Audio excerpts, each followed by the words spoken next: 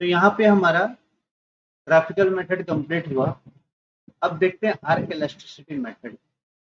बच्चों, arc elasticity method का हम लोग यूज क्यों करते हैं, कब करते हैं, वो चीज को देखो। आर्क इलास्टिसिटी मेथड,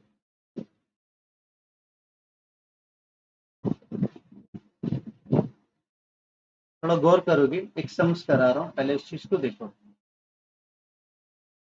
प्राइस है आपका 10, क्वांटिटी है 50, प्राइस हो गया 5, क्वांटिटी हो गया 100। अपने यहाँ पे नॉर्मल मेथड जो हम लोग सीखे थे ना, नॉर्मल मेथड मतलब इस फॉर्मूला पे सम्स को पहले करते हैं, change in quantity by change in price into price by quantity.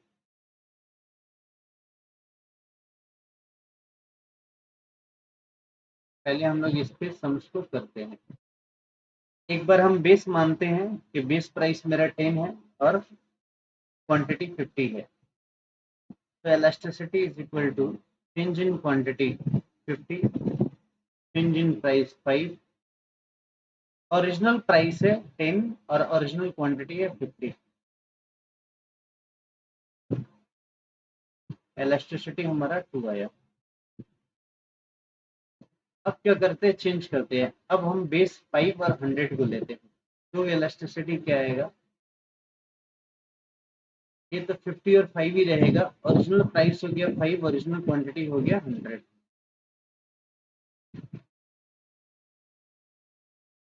0.5। यानी आप गौर करोगे कि जब मेरा बेस 10 और 50 है तो इलास्टिसिटी 2 आ रहा है, और जब हमारा बेस 5 और 100 है तो इलास्टिसिटी 0.5 आ रहा है। ये चीज क्लियर हुआ। आर्क इलास्टिसिटी मेथड हम कब यूज करते हैं, जब हमको यही पता नहीं हो बेस प्राइस क्या है। बेस प्राइस क्या है, यानी बेस प्राइस 10 है या बेस प्राइस 5 है, ये पता नहीं है, उस केस में आर्क इलास्टिसिटी मेथड यूज करते हैं। ये मेथड क्या बोलता है, ये मेथड बोलता है कि जब अपने को प्राइस नहीं पता है, चेंज इन क्वांटिटी मतलब Q2 minus Q1, Q2 minus Q1, और चेंज इन प्राइस मतलब P2 माइनस P1।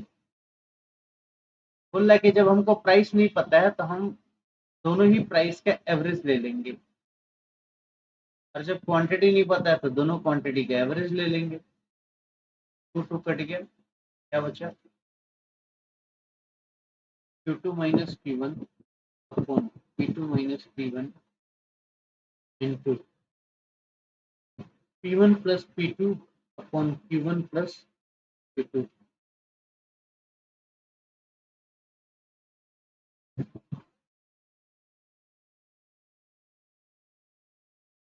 ये क्या है, हमारा आर्क इलास्टिसिटी का फॉर्मूला है, इलास्टिसिटी, आर्क इलास्टिसिटी का। अब सेम एग्जांपल को हम यहाँ अप्लाई करते हैं। सेम एग्जांपल मतलब एग्जांपल यही वाला रहेगा, 10, 50, 500।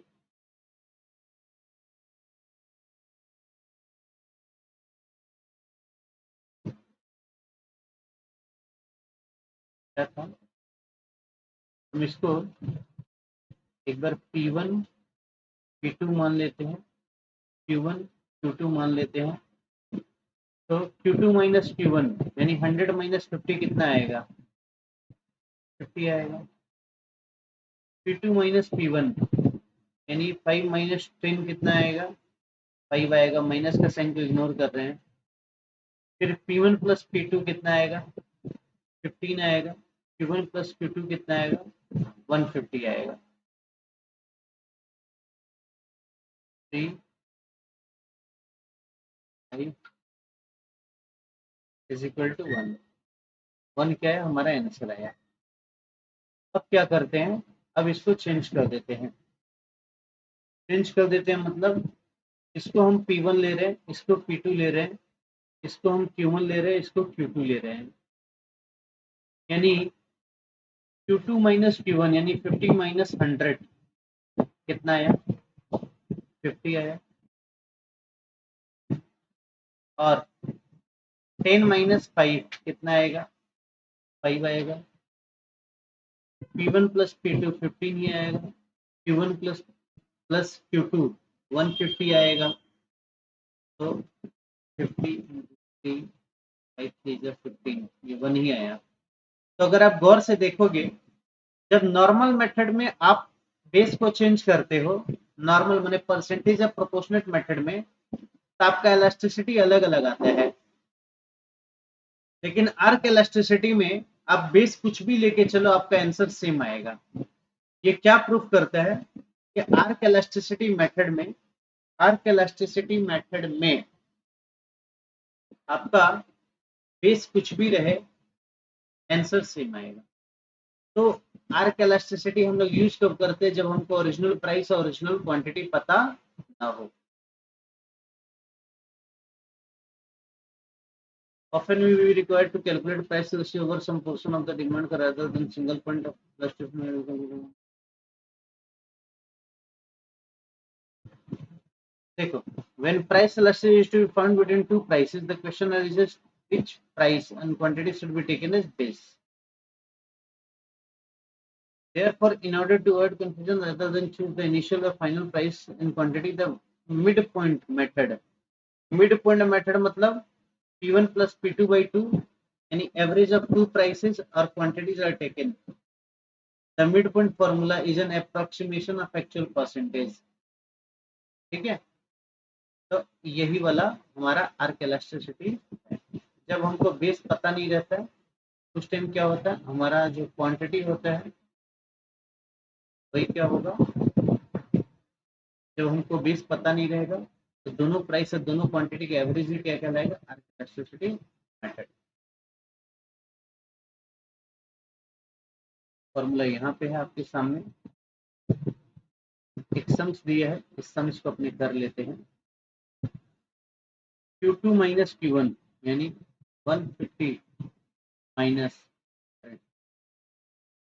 Q2 plus Q1 150 plus 100 into Q2 plus P1 400 plus 500 Q2 minus P1 400 minus 500। तो यहाँ क्या आया, 150 आया, नीचे क्या है 250 आया, इंटू 900 अपॉन 100, माइनस का साइन इग्नोर करते हैं, 50 से डिवाइड करो, ये आया 3 5 2 0 2 0 कट गया, 9 3 27 बाई 5 5.8 आ रहा है। इलास्टिसिटी 1.8 आ रहा है, ऐसे कैसे रे भाई, गलती कहाँ हुआ, अच्छा यहाँ पे गलती हो गया मेरे, ये 150 नहीं 50 होगा, 150 माइनस 100 था ना 50, वापस से करते हैं, 50 अपॉन 250 इंटू 900 अपॉन 100, ये 0 0 कट गया, ये 5 टाइम्स कटा, 9 बाई 5 1.5, ठीक है।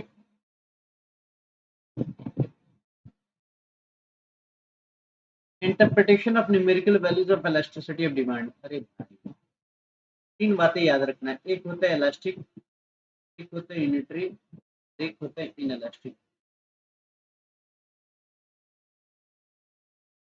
इलास्टिक मतलब इलास्टिसिटी ग्रेटर देन 1, इनइलास्टिक मतलब इलास्टिसिटी लेस देन 1, यूनिटरी मतलब इलास्टिसिटी इक्वल टू 1, ठीक है। अब इलास्टिक का मतलब क्या हुआ, हमारा क्वांटिटी में जो चेंज हो रहा है, सॉरी हमारा प्राइस में जो चेंज हो रहा है, हमारा क्वांटिटी में उससे ज्यादा चेंज हो रहा है। फिर मैं आपको अभी जस्ट बताया था थोड़ा देर पहले कि हमारे जो इलेक्ट्रॉनिक आइटम्स होते हैं उसमें क्या होता है, प्राइस में भले 10% का चेंज हो, चाहे बढ़े चाहे घटे, इंक्रीज हो या डिक्रीज हो, क्वांटिटी में मोर देन 10% का चेंज होगा। इन इलास्टिक में क्या होगा कि प्राइस में भले ही 10% का चेंज हो, इधर इंक्रीज और डिक्रीज, क्वांटिटी में लेस देन 10% का चेंज होगा। यूनिटरी में तो सेम होता है, तो यही चीज को और बार बार बकवास किया है, ये आपको बता चुका हूँ।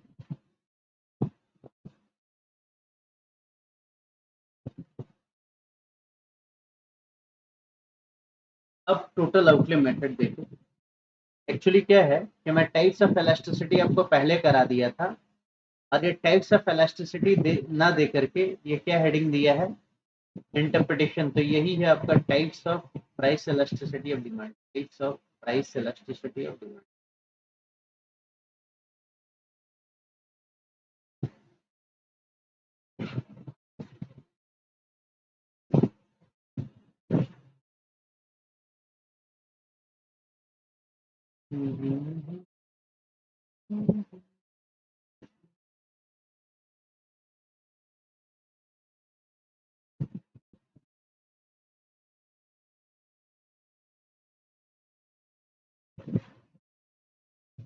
Total outlay public total expenditure method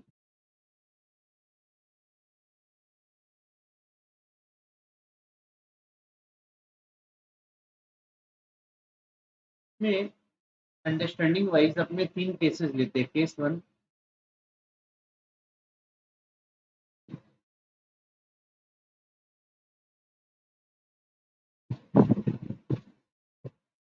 case 2, case 3। तीनों ही केसेस में प्राइस, क्वांटिटी, टोटल आउटले या टोटल एक्सपेंडिचर लेते हैं। प्राइस था 2, क्वांटिटी था 5, 10, 2 5 10, 2 5 10। अब क्या हुआ, आपका प्राइस डिक्रीज कर गया, आपका टोटल एक्सपेंडिचर इंक्रीज हो गया। ध्यान देना, आपका प्राइस डिक्रीज हुआ बट आपका टोटल एक्सपेंडिचर इंक्रीज हुआ, तो इलास्टिसिटी क्या होगा, ग्रेटर देन 1। आपका प्राइस डिक्रीज हुआ, आपका एक्सपेंडिचर जितना पहले था अभी भी उतना है, तो इलास्टिसिटी क्या होगा, इक्वल्स टू 1।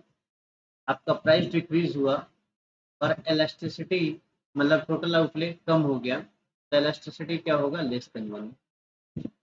दोबारा ध्यान से सुनो, टोटल आउटले या टोटल एक्सपेंडिचर मेथड में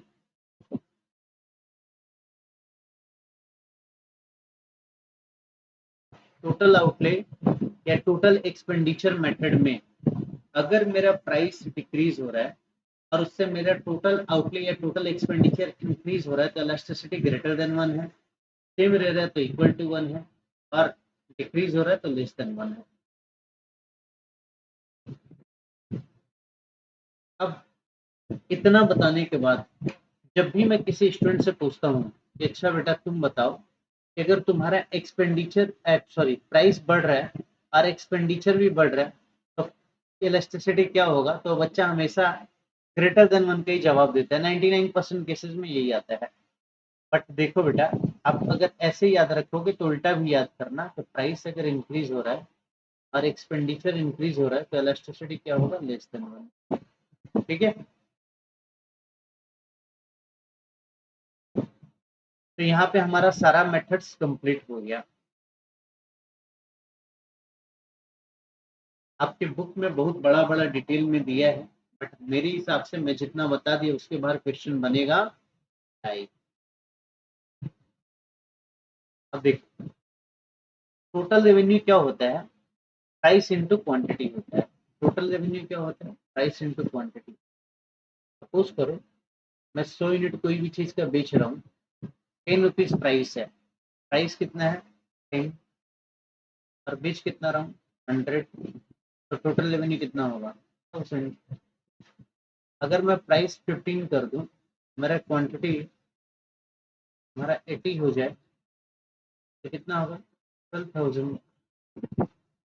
ठीक है, तो टोटल रेवेन्यू क्या होता है, जो प्राइस और क्वांटिटी को मल्टीप्लाई करके आएगा, R is equal to price into quantity. यानी कि ध्यान से सुनो, टोटल रेवेन्यू होता है प्राइस इंटू क्वांटिटी। क्या होता है, प्राइस इंटू क्वांटिटी। यहाँ पे दो इफेक्ट आता है, एक को बोलते हैं प्राइस इफेक्ट और दूसरे को बोलते हैं quantity effect. After price increase each unit sold sales higher price, sales at a higher price, जिससे हमारा रेवेन्यू बढ़ेगा। लेकिन क्वांटिटी इफेक्ट को भी देखो कि प्राइस अगर इंक्रीज करोगे तो तुम्हारा क्वांटिटी डिक्रीज होगा, जिससे रेवेन्यू कम होगा। अब कौन सा इफेक्ट ज्यादा स्ट्रॉन्गर है, इस पे डिपेंड करता है टोटल रेवेन्यू बढ़ेगा या टोटल रेवेन्यू घटेगा। ठीक है, कौन सा इफेक्ट आपका क्या होता है, ज्यादा मजबूत है। तो गौर से देखोगे, आपको इतना सारा माथा नहीं लगाना है। लास्ट में ये जो बना हुआ है ना, इसको ध्यान से देखो। अगर आपका प्राइस इंक्रीज हो रहा है, प्राइस इंक्रीज हो रहा है और आपका डिमांड इलास्टिक है, तो टोटल रेवेन्यू डिक्रीज होगा। दोबारा सुनो, ये तो नेचुरल सा बात है यार। पहले अपने 100 मोबाइल फोन बेच रहे थे 10,000 का, हमारा रेवेन्यू आ रहा था, एक मिनट,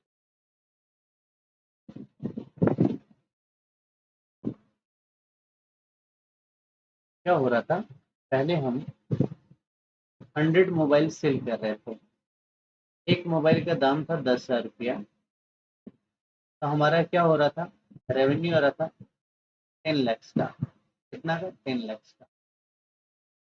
अब हमने क्या किया, अपना मोबाइल का दाम 10% बढ़ा दिया, 11,000 कर दिया। और आपको पता है कि मोबाइल कौन सा गुड्स होता है, इलास्टिक या इन इलास्टिक? अपने माइंड में सोचो, इलास्टिक होता है। इलास्टिक होने से क्या होगा, अगर प्राइस 10% से बढ़ा है तो डिमांड 20% से कम होगा, यानी ये 80 हो गया। 11,000 इंटू 80 कितना हो जाएगा, 8.8 लाख। ठीक है, तो देखो प्राइस आपका इंक्रीज हो रहा है, टोटल रेवेन्यू डिक्रीज हो रहा है। और इसका उल्टा, प्राइस अगर डिक्रीज होगा, इलास्टिक का केस है, तो टोटल रेवेन्यू इंक्रीज होगा। इसीलिए big billion day sale, great Indian festival, ये सब जब कुछ होता है तो देखोगे, फ्लिपकार्ट हो या अमेजन हो, मोबाइल या इलेक्ट्रॉनिक आइटम्स पे बम्पर डिस्काउंट देते हैं और वो लेकर रेवेन्यू बहुत तेजी से इंक्रीज करता है। $5 बिलियन का सेल हुआ था इस बार के बिग बिलियन डे सेल में।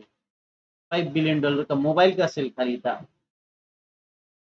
यूनिटरी इलास्टिक है, इसमें टोटल रेवेन्यू में कोई फर्क नहीं पड़ेगा। क्यों नहीं पड़ेगा भाई, जितना से प्राइस बढ़ाओगे उतना से क्वांटिटी गिरेगा, बात बराबर ही रहेगा। लेकिन अगर इन इलास्टिक है, इन इलास्टिक मतलब फूड आइटम्स है, मेडिसिन है, आप अगर उसका प्राइस इंक्रीज कर रहे हो तो आपका टोटल रेवेन्यू इंक्रीज होगा, और प्राइस डिक्रीज करोगे तो टोटल रेवेन्यू डिक्रीज करेगा।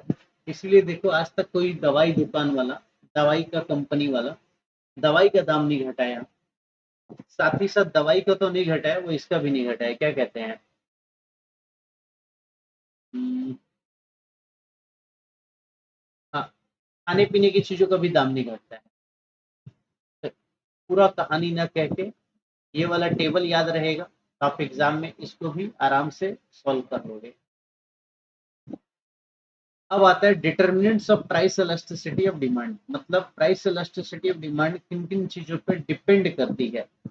तो पहला है availability of substitutes, availability of substitutes, अगर किसी चीज का सब्स्टिट्यूट अवेलेबल हो, जैसे मान लो मेरे को कार खरीदनी है, मैं टाटा की भी कार खरीद सकता हूँ, महिंद्रा की, मारुति की, अलग अलग कंपनीज की कार खरीद सकता हूँ। तो सब्स्टिट्यूट से अवेलेबल है, तो एक प्राइस बढ़ाएगा तो मैं क्या करूंगा, दूसरे की तरफ शिफ्ट कर जाऊंगा। तो कार्स का जो डिमांड होता है वो इलास्टिक होता है। लेकिन मिल्क का बात करूं, मिल्क का कोई सब्स्टिट्यूट अवेलेबल है क्या, नहीं अवेलेबल है। तो मिल्क का दाम कितना ही बढ़ता जाएगा, अपने को उसका डिमांड करना, तो उसका डिमांड क्या होगा, इनएलास्टिक होगा। यानी मोरल ऑफ द स्टोरी, जिसका सब्स्टिट्यूट से अवेलेबल होगा वो इलास्टिक होगा, ग्रेटर देन वन। जिसका सब्स्टिट्यूट से अवेलेबल नहीं होगा वो इनएलास्टिक होगा, less than. Butter, cabbage, car, soft drink have close substitutes. These are margarine, other green vegetables, other brands of car, other brands of cold drinks. A change in the price of this commodity, the prices of substitutes remaining constant can be expected to cause quite substantial substitution. मतलब आप उसको छोड़ करके दूसरा ले लोगे, लेकिन salt का बात कर लो, हाउसिंग का बात कर लो, सारा वेजिटेबल्स को एक साथ ले लो, तब क्या है, इसका सब्स्टिट्यूट अवेलेबल नहीं है, तो इसका डिमांड क्या होता है, इनइलास्टिक।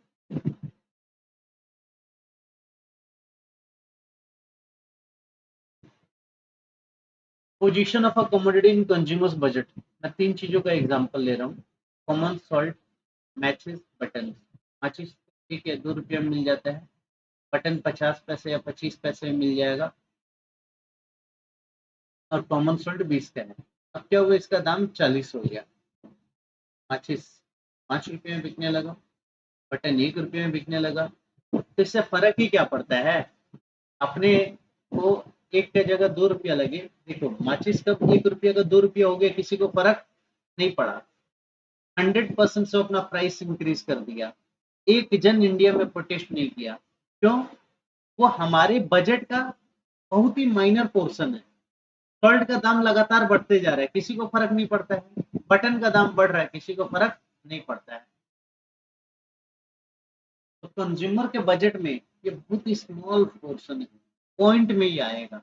लेकिन अगर कोई ऐसा चीज है, सपोज करो आप लोग पीजी में रहते हो, और पीजी में क्या हुआ, पीजी वाले ने अपना रेंट मान लो 5,000 था, वो बोला हम 10,000 लेंगे, आप तुरंत उसका पीजी छोड़ दोगे, यानी जो हमारे बजट में लार्जर लार्जर पोर्शन कैरी करता है, उसका डिमांड इलास्टिक होता है, और जिसका स्मॉलर है, प्रोपोर्शन है, उसका इलास्टिसिटी लेस देन 1 होता है। Nature of the need that a commodity satisfies, है नेसेसिटीज का डिमांड हमेशा इनइलास्टिक होता है, लेकिन लग्जरी का डिमांड इलास्टिक होता है।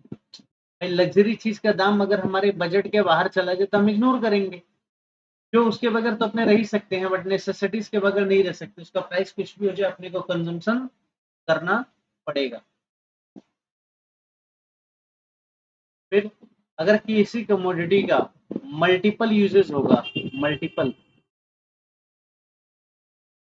तो उसका इलास्टिसिटी ग्रेटर देन 1 होगा, लेकिन अगर उसका कोई लिमिटेड यूज होगा तो उसका इलास्टिसिटी लेस देन 1 होगा। देखो, the more the possible uses of a commodity, greater will be its price elasticity। जैसे दूध का बहुत सारा यूज है, if its price falls it can be used for a variety of purposes, जैसे अपने दही जमाएंगे, क्रीम बनाएंगे, घी बनाएंगे, स्वीट्स बनाएंगे, लेकिन अगर उसका प्राइस इंक्रीज हो जाएगा तो हम रेस्ट्रिक्ट कर देंगे उसको, किस लिए, एसेंशियल पर्पज के लिए, बच्चों को और बीमार लोगों को दूध पिलाने के ही यूज में उसको लेंगे। ठीक है, टाइम पीरियड के एग्जांपल तो आप प्रैक्टिकली समझो। आज क्या हुआ, अभी ईरान इसराइल इसराइल और ईरान में भी लड़ाई चल रही है, तो इसराइल ईरान में लड़ाई चलने के चलते क्या हुआ, पेट्रोल 100 का 300 हो गया, तो जो लोग को ऑफिस जाना है वो बाइक चलाना छोड़ देंगे, क्या कार चलाना छोड़ देंगे, बस चलना बंद हो जाएंगी, टैक्सी चलना बंद हो जाएगा, कुछ नहीं होगा। तो होगा क्या, होगा क्या, शॉर्ट पीरियड में, शॉर्ट रन में ये सबका डिमांड इनइलास्टिक होता है। क्या होता है, शॉर्ट रन में इनका डिमांड इनइलास्टिक होता है। हम 1 साल बाद 2 साल बाद जब कार नया बाइक नया स्कूटी खरीदेंगे ना, तब हम ऐसा खरीदेंगे जिससे क्या होगा, माइलेज ज्यादा मिले, यानी लॉन्ग टर्म में वो क्या होगा, इलास्टिक हो जाएगा। शॉर्ट टर्म में इनइलास्टिक, लॉन्ग टर्म में इलास्टिक। आपको जहां डाउट होगा आप क्लास में दोबारा पूछना, ऐसा कोई बात नहीं है। कंज्यूमर हैबिट, अगर हम हैबिचुएटेड है किसी चीज का तो उसका डिमांड हमेशा इनइलास्टिक होगा, क्योंकि उसके बगैर हम रह नहीं सकते हैं। जैसे कोई स्मोकर या ड्रिंकर होगा, उसको देखेंगे उसका आदत है, तो बिना पिए नहीं रह सकता है, इसीलिए हमारा जब टैक्स लगता है तो देखोगे शराब पे सिगरेट पे ज्यादा लगता है। सरकार को पता है कि लोग पिए हुए अगर रहेंगे नहीं, सरकार का रेवेन्यू बढ़ता जाएगा।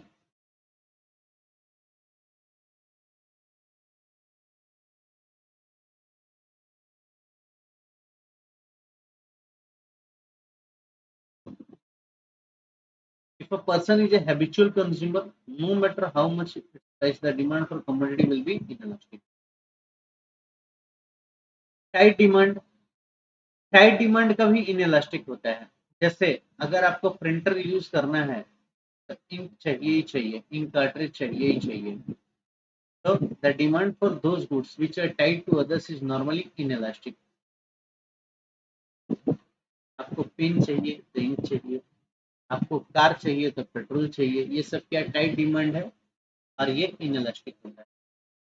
प्राइस रेंज का बात करें तो वेरी हाई रेंज का प्राइस अगर हो या वेरी लो रेंज का, ये दोनों ही इनइलास्टिक होता है। बोलोगे सर कैसे?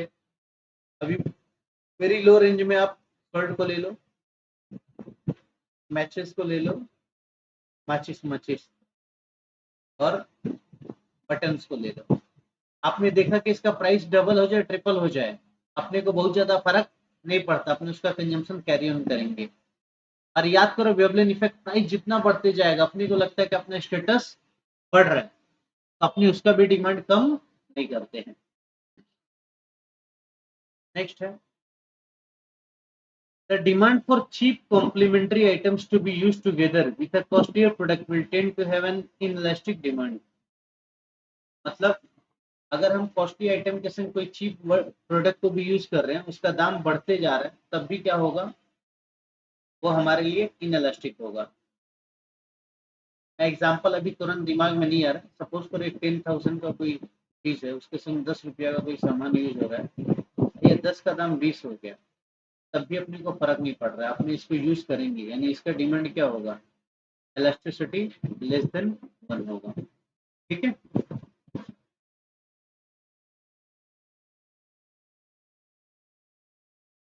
अब आते हैं बच्चे इनकम इलास्टिसिटी पे। इनकम इलास्टिसिटी आपको पहले ही बता दिया था। इनकम इलास्टिसिटी क्या होता है, percentage change in quantity demanded due to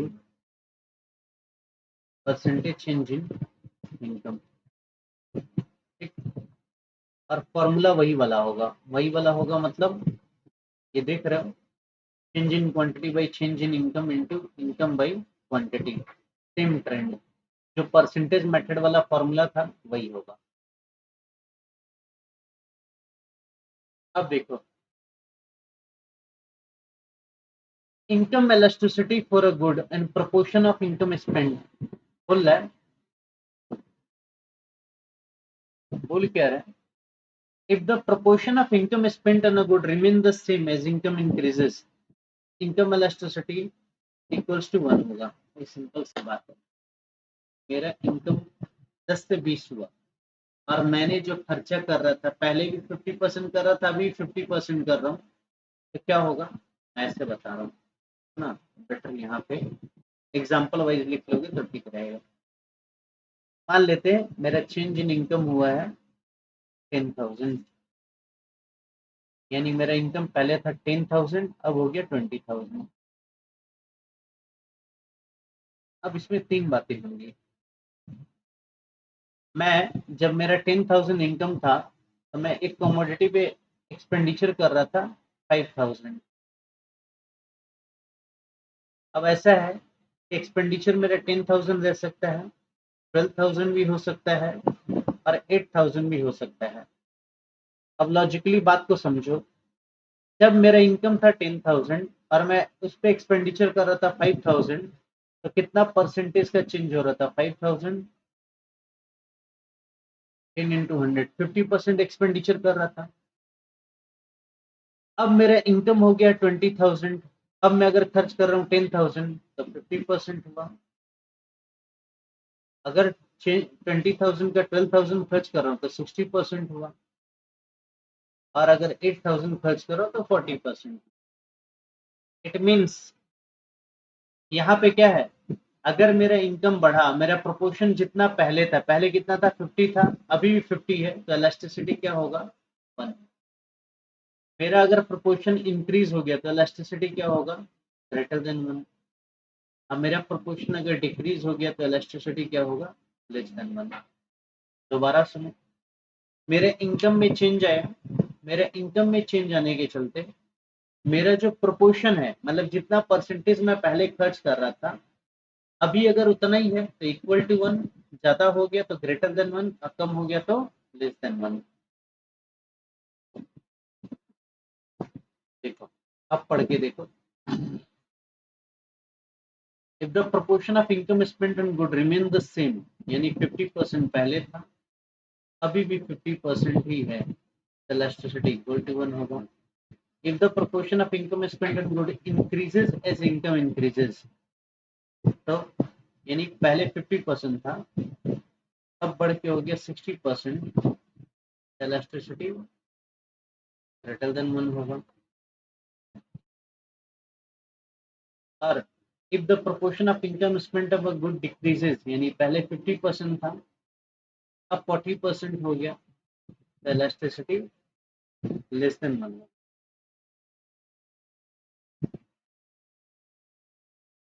देखो, ये एग्जांपल से और क्लियर होगा। ऐसे तो मैं अपने एग्जांपल से आपको क्लियर करा ही दिया। आपका प्राइस था किसी कमोडिटी का 10 रुपीज और आपका इनकम था से 100। आप 10% खर्च कर रहे थे, यानी 10 रुपीज खर्च कर रहे थे अपना 1 यूनिट पे। अब आपका इनकम 200 हो गया, यानी इनकम में चेंज 100% का हुआ। अब अगर आप 20% करोगे तो 200 का 20% 10% ही आता है, इलास्टिसिटी 1 होगा।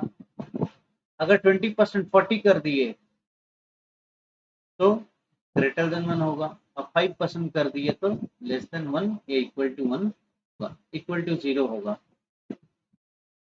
अब अगर आपको याद होगा तो मैं आपको डिमांड जब से पढ़ाना चालू किया तब से एक चीज समझा रहा हूँ। क्या समझा रहा हूँ?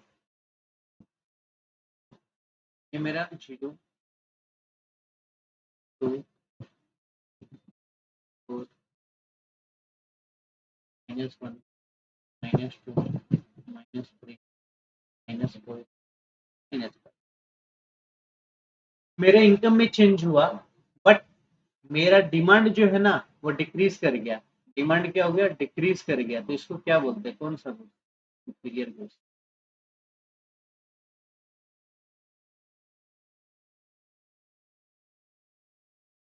दोबारा सुन, मेरा इनकम में चेंज होने के बाद मेरा अगर डिमांड घट गया तो इंफीरियर गुड्स। मेरा इनकम में चेंज होने के बाद अगर डिमांड बढ़ गया तो normal goods.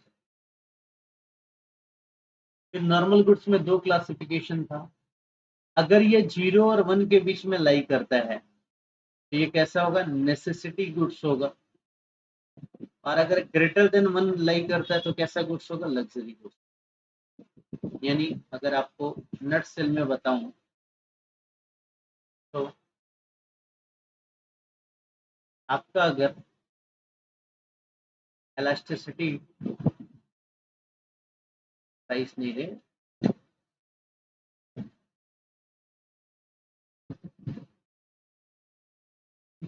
Income elasticity negative है,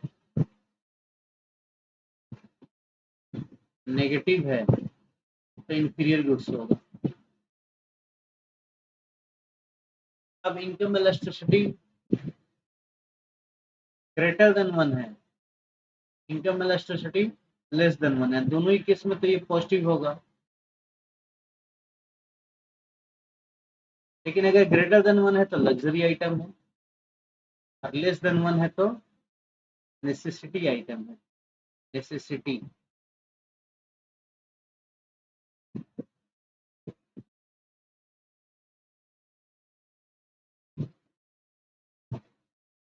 इफ इनकम इलास्टिसिटी इज 0, इसका मतलब क्या हुआ कि आप अनरिस्पॉन्सिव हो चेंजेस इन इनकम के। When income elasticity is greater than 0 or positive, then an increase in income leads to increase in demand. ये कब होता है? अगर वो नॉर्मल गुड्स हो। For all normal goods income elasticity is positive. अभी तो बताया कि अगर पॉजिटिव होगा तो नॉर्मल गुड्स है, नेगेटिव होगा तो इंफीरियर गुड्स है। However, the degree of elasticity varies according to the nature of commodity. और अगर ये नेगेटिव है तो क्या होगा? इंफीरियर गुड्स होगा।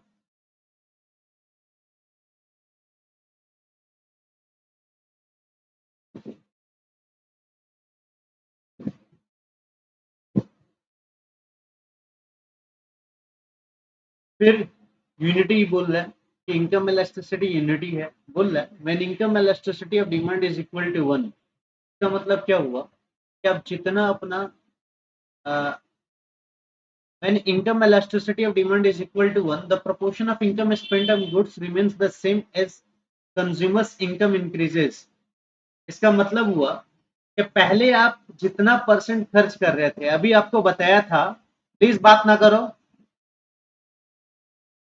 पहले आपका क्या था कि आप पहले 50% एक्सपेंडिचर कर रहे थे, अभी भी अपना इनकम का 50% एक्सपेंडिचर कर रहे हो, तो इलास्टिसिटी क्या हुआ, 1 हुआ।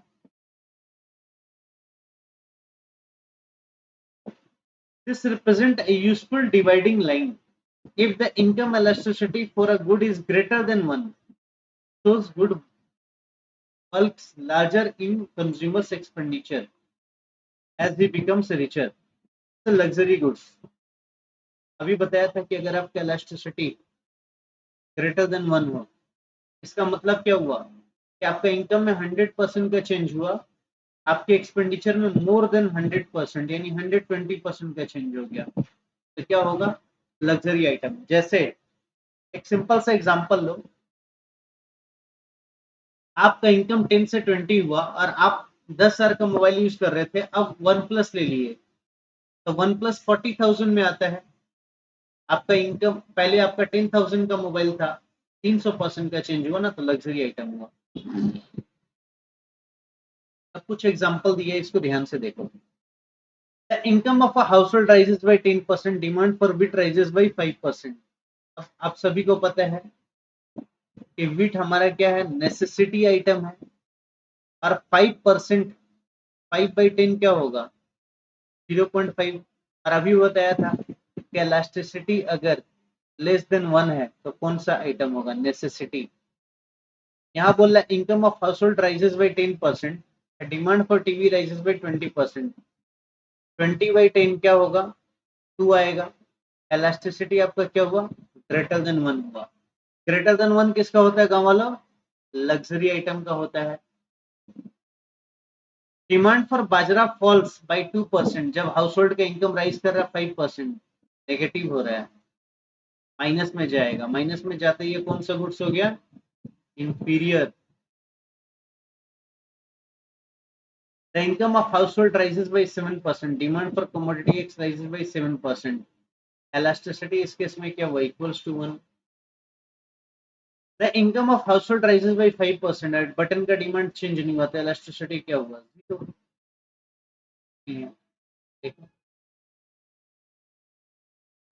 0.5 आया, ये नेसेसिटी है। ग्रेटर देन 1 आया, लग्जरी है।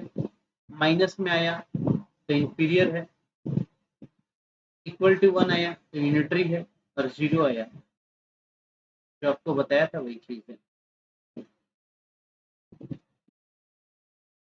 अब इस सम्स को करते हैं। बोल रहा है, क्या बोल रहा है ये देखो, बोल रहा है a car dealer sells new as well as used cars, नया कार भी बेच रहा है, यूज्ड कार भी बेच रहा है। Sales during the previous year were as follows, क्या उसका सेल है, 6.5 लाख का और 60,000 का। प्राइस दिया है, क्वांटिटी 400 है, 4,000 है। इस नेचुरल सा बात है, प्राइस कम रहेगा तो डिमांड ज्यादा रहेगा। During the previous year other thing remaining the same, the real income of the customer rose by 10%, और कार का डिमांड इंक्रीज हुआ 5%, 500 तक। तो पहले निकालते हैं परसेंटेज चेंज इन डिमांड, कितना है भाई, आपका डिमांड बढ़ा है 100 से, ओरिजिनल डिमांड था 400 इंटू 100, कितना आ गया, 25%।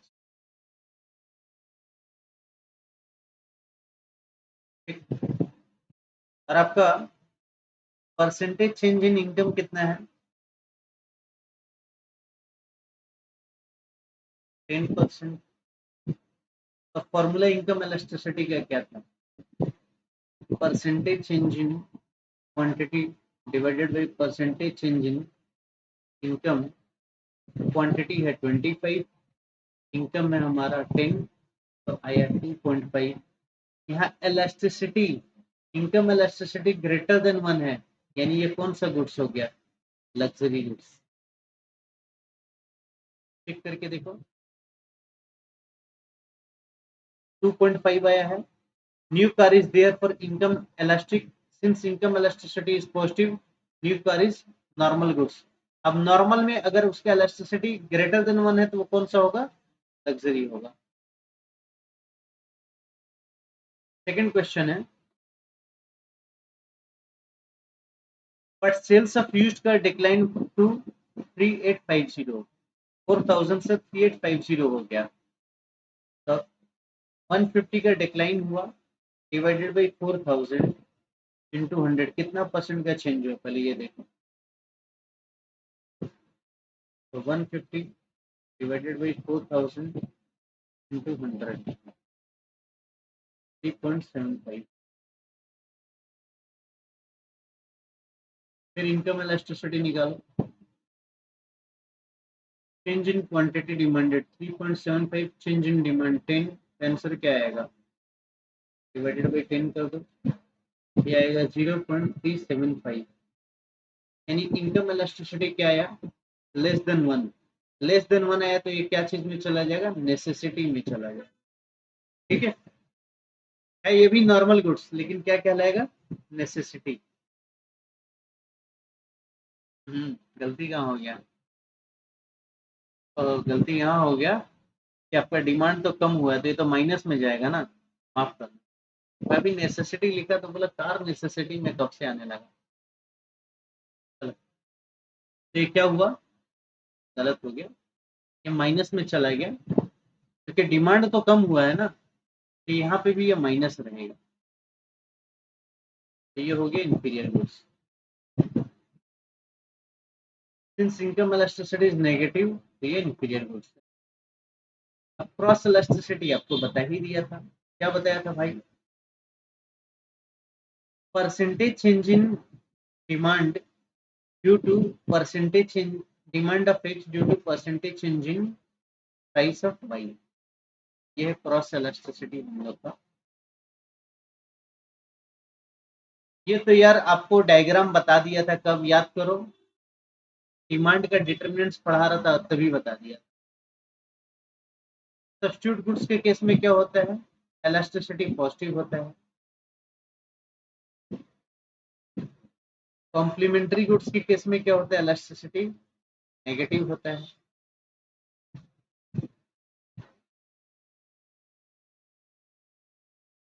तो बता दिया था आप लोगों को। फॉर्मूला रॉन्ग है। क्या रॉन्ग है?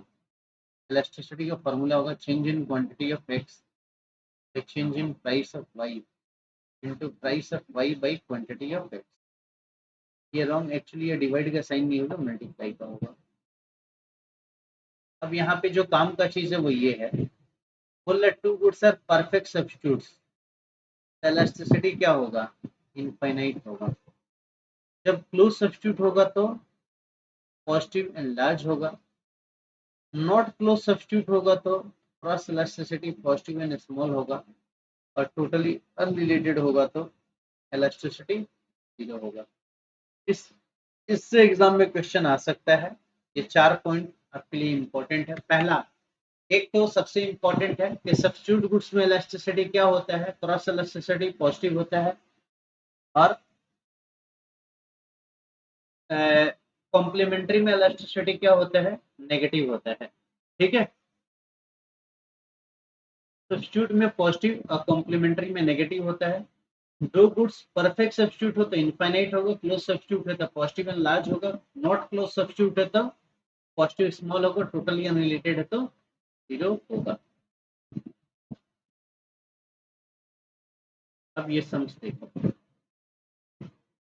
a shopkeeper sells only two brands of notebook, Imperial and Royal. It is observed that when the price of Imperial rises by 10%, price में चेंज हो रहा है कितना का? 10% का। डिमांड फॉर रॉयल इंक्रीज हो रहा है 15%। अब ध्यान दो, इसमें भी इंक्रीज हो रहा है, इसमें भी इंक्रीज हो रहा है, कौन सा गुड्स है? सब्स्टिट्यूट गुड्स है। What is the cross elasticity for royal against the price of imperial? 1.5। लेकिन गुड्स कौन सा होगा? गुड्स होगा देखो प्लस में आंसर आया है, सब्स्टिट्यूट गुड्स होगा। The cross price elasticity between two goods are known to be minus 0.8। Minus आते ही आपके दिमाग में आना चाहिए कि दोनों कौन सा कॉम्प्लीमेंट्री है। If the price of good Y rose by 20%, देखो फॉर्मूला पे पुट करो, ये माइनस 0.8 है और प्राइस में कितना का चेंज हो रहा है, 20 का चेंज हो रहा है। तो change in quantity of X क्या होगा, change in quantity of X is equal to 16। Minus था तो माइनस 16 होगा। अब देखो minus 16%। Since cross elasticity is negative, ये दोनों कौन सा गुड्स है, कॉम्प्लीमेंट्री। ये एकदम भर भर के एग्जाम में क्वेश्चन आता है कि अगर दो गुड्स के बीच में इलास्टिसिटी पॉजिटिव है तो क्या है, सब्स्टिट्यूट, और नेगेटिव है तो क्या है, complementary. If the price of 1 kg of tea is 30, at this price 5 kg of tea is demanded. If the price of coffee rises by 25 से 35, the quantity demanded of tea rises from 5 to 8. EC is equal to change in quantity of X by change in price of Y into price of Y upon quantity of X. तो बोल रहा है if the price of coffee rises by 25 से 35, यानी change in price कितना हुआ, 10 का, original price क्या था 25, क्वांटिटी ओरिजिनल था 5 और चेंज कितना हुआ 3 का, तो 5 से 5 का तो 5 से 5 का तो 2, 1.5, और ये दोनों सब्स्टिट्यूट गुड्स है। गुड्स कौन सा है, substitute. If price of 1 kg of sugar is 50, at this price 10 kg is demanded. If the price of tea falls from 30 to 25, consumption of sugar raised to 10 से 12. This is equal to change in quantity of X by change in price of Y into price of Y upon quantity of X. आपका चाय का price fall किया 30 से 25, यानी change in price minus में है, -5, और ओरिजिनल प्राइस क्या था 30, क्वांटिटी कितना था ओरिजिनल 10, 10 से 12 हो गया 2, तो 5 से ये 6 हो गया, 5 हो गया, तो -1.2 आया, -1.2, माइनस का मतलब कॉम्प्लीमेंट्री। एडवर्टीजमेंट इलास्टिसिटी आपको बता ही दिया था कि आप percentage change in quantity demanded due to percentage change in spending on advertisement. इसका भी फॉर्मूला वैसे ही छाएगा, elasticity of advertisement is equal to change in quantity upon change in advertisement into advertisement upon quantity। ये formula है। Interpretation खाली देख लो, आपका एडवर्टीजमेंट इलास्टिसिटी अगर 0 है, इसका मतलब क्या हुआ, आप एडवर्टाइज कर रहे हो लेकिन आपके पास एक मच्छर भी नहीं आ रहा है आपसे पढ़ने के लिए।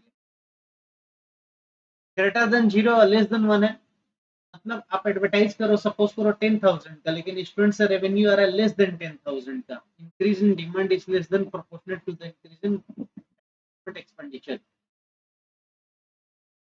इलास्टिसिटी इज इक्वल टू 1 है, यानी आप एडवर्टीजमेंट कर रहे हो 10,000 का, अब स्टूडेंट भी जो आ रहा है वो फीस लेके आ रहा है 10,000 रुपया। ग्रेटर देन 1 है, इसका मतलब आप एडवर्टीजमेंट कर रहे हो 10,000 का, आपके पास स्टूडेंट आ रहा है वो फीस दे रहा है 12,000। तो ये हो गया, यहाँ से ये चारों पॉइंट्स इंपॉर्टेंट है, तो कर लोगे, कहानी खत्म, ऐसा हजम। ठीक, इसके एमसीक्यू में क्लास में कराते हुए आपको आगे बढ़ूंगा, क्लास में कराऊंगा, फिर अपने आगे बढ़ेंगे, अगला टॉपिक में जाएंगे। चलिए तब तक के लिए नमस्कार, मिलते हैं क्लास के भीतर।